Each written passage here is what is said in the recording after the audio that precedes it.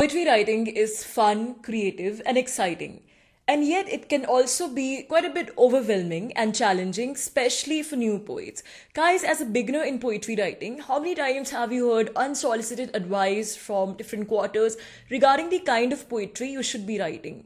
And as a new poet, all kinds of questions crop up in your mind. Is my poetry good enough? Is my poetry good enough to be published in a book form?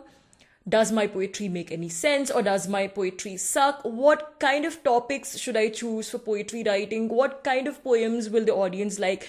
Different kinds of questions, bother you as a beginner in poetry writing. So hi guys, today in this video, I'm going to try and answer some of your questions as a new poet. This is Rati here and welcome back to my channel. Today in this video, I'm going to give you 5 tips for beginners in poetry writing. So without much ado, let's begin. My first tip to you would be, do not think too much about what sells in the market. As poets, we are constantly given this kind of advice that we are writing for a target audience, we are not writing for ourselves. Our writing caters to a particular audience. While all this is certainly true at some level, I would advise you on the contrary.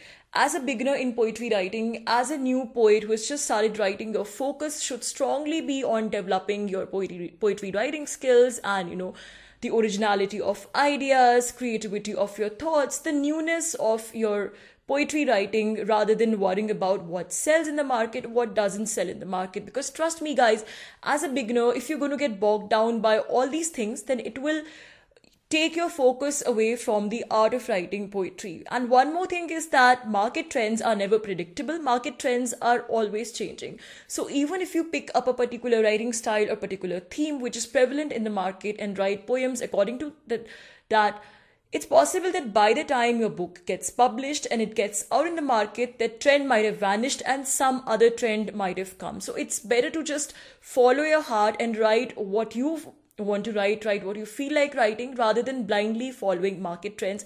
Because remember guys, writers dictate market trends, it's never the other way around. My second tip to you as a beginner poet would be to not take negative criticism too seriously.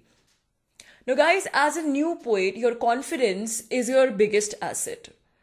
And under no circumstances you should let anybody damage or destroy that confidence. And obviously you will get all sorts of feedback. Some feedback will be positive and constructive, where some will be outrightly negative. So I would say that make it a rule of thumb that whatever positive feedback you get, whatever constructive feedback you get, just take it at face value and just ignore the negative feedback. Because trust me, as a new poet, I've gone through the stage. As a new poet, our egos are very fragile.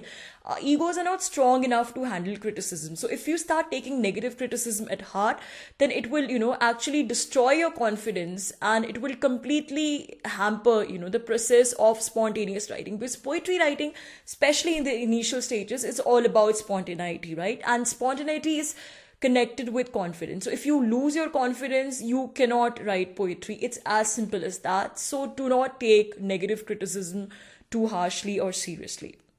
My third advice to you would be, do not get obsessed with forms and styles.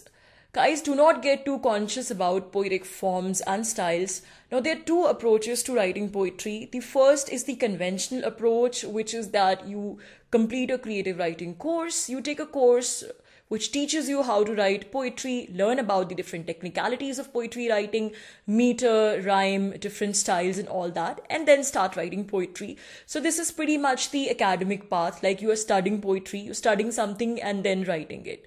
The second approach, which I strongly prefer, is the one in which you write poetry using intuition and experience as you go along. That is, you just do your regular job, whatever it is, and you meet people, you live a spontaneous life, and you attend different poetry meets, meet like-minded poets, and then you write poetry.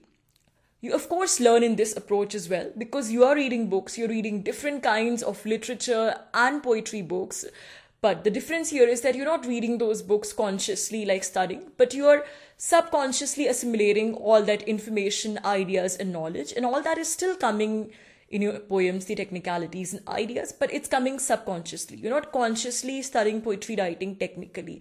Now, like I said, to each their own, but I come from the second school. When I started writing poetry, I never had, till this date, I do not have a formal background in writing poetry. So I would strongly advise you, as a beginner in writing poetry, you should follow the second approach. Because what happens is that if you get, too much into the technicalities, and if you get too conscious about different forms of writing, technicalities of writing poetry, that's again going to, obstruct your spontaneous flow of language.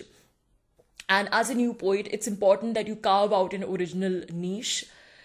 I cannot emphasize this enough, that as a poet, the originality of your ideas, what you are trying to say, your content, and the way you are trying to say it, the newness of that's more important than whether your grammar is right or whether your language is sophisticated enough. Trust me, as you further develop as a poet, as you go along your poetic journey, the technicalities you're going to pick up, but you can never bring back that spontaneity in your writing. So do not sacrifice that because of getting obsessed with all these technical details. So that's my advice to you. Tip number 4, go out there and perform your poetry. Now guys, I cannot emphasize this enough, that no matter what stage of poetry writing you're at, performing your poetry in public in front of an audience always gives you a confidence boost. And not just a confidence boost, it also gives you many ideas for poetry writing. Imagine you're performing at an open mic or at a poetry performance event. You're also listening to other poets, so a lot of different ideas you're getting, which you might want to incorporate in your poetry writing style, get inspired, or somebody might give you some constructive feedback or suggestions regarding your own poetry, regarding your own writing style. So I would say, even for non-performers, even if you do not consider yourself a performer, but performing your poetry in public, do not, leave any opportunity to present your poems in public, because trust me, guys, that is going to improve your poetry writing skills as well. Tip number 5, do not copy the writing styles of famous poets. Now, guys, there's a thin line between inspiration and imitation. And this is not just about poetry, but anything. When you're new at something, when you've just started practicing an art form, then it's natural that you get inspired and even influenced by a lot of famous people in that field. And even if you do not want to, you might end up copying that work. But guys, resist that temptation, try not to do it, because what happens is that if you start copying the writing styles of other famous poets, even unconsciously, then it's going to be difficult for you at a later stage to evolve a unique writing style of your own, because you would have internalized the language, you would have internalized, the writing patterns of those famous poets you eulogize. So even if you want to get out of their shadows, you will not be able to get out of their shadows eventually. So that's why it's important, as a beginner only, you have to, keep this in mind, that my grammar might be wrong, there might be flaws in my language, but I have to develop an original and unique writing style. Do not copy the writing style of other famous poets. I know it's difficult to do it. It sounds easy. So one way I would say, and that's the practice I follow, is that you divide your time into, phases of reading about poetry, reading poetry, and writing poetry. For example, let's say there's 1 week, the whole week, the 7 days, you're just reading different kinds of poetry, reading poems, and absorbing different ideas, influences, whatever. But at this time, you're not writing poetry. Then after 1 week, you just put those books down. During this time, you're not reading anything. You're just living life normally, doing your work and having a good time besides doing your work, and then writing poetry. But now when you're writing for this week, you're not reading anything.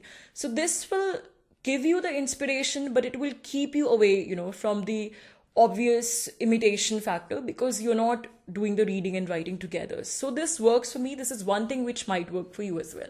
So guys, that's it for today. Thank you so much for listening. If you like the content, please do press the like button, and please do subscribe to my channel. Thank you so much for listening. Bye for now.